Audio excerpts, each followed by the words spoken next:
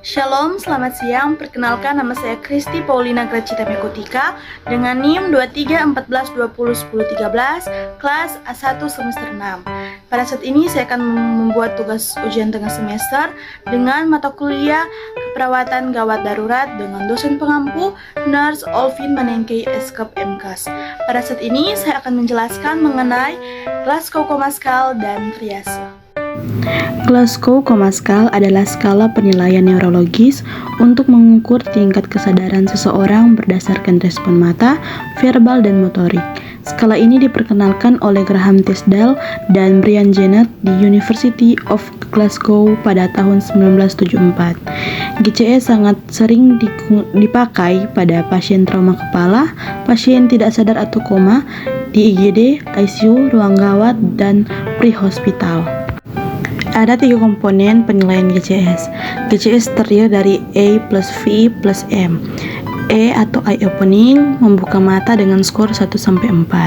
V, verbal response atau respon bicara dengan skor 1-5.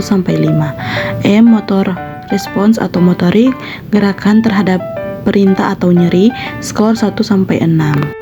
Dan di sini saya akan menjelaskan mengenai respon mata, respon bicara, dan respon gerak. Yang pertama, eye opening atau respon mata. Di sini terbagi dalam 4 skor. Yang pertama, skor 4 sama dengan spontan atau mata terbuka sendiri. Skor 3 sama dengan terhadap suara, buka mata saat dipanggil. Skor 2 sama dengan terhadap nyeri, buka mata saat diberi rangsangan nyeri. Skor 1 sama dengan tidak ada atau tidak membuka mata. Yang kedua, verbal respon atau respon bicara. Di sini terbagi dalam 5 skor. Yang pertama, skor 5 sama dengan orientasi baik, tahu orang, tempat, dan waktu. Skor 4, bingung atau bicara tapi tidak tepat.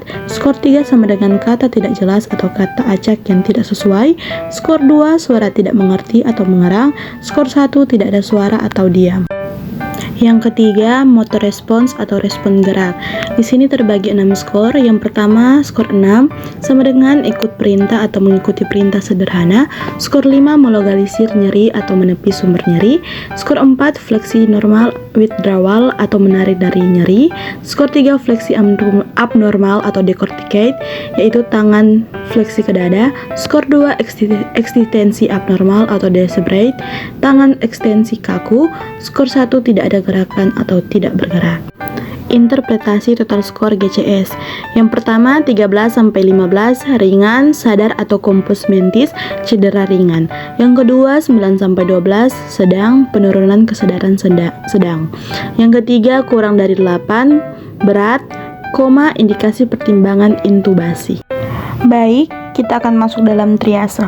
Triase adalah proses menilai, memilah, dan menentukan prioritas penanganan pasien berdasarkan tingkat kegawat daruratan, kondisinya, terutama ketika jumlah pasien lebih banyak daripada tenaga dan fasilitas yang tersedia, misalnya di IGD atau saat bencana.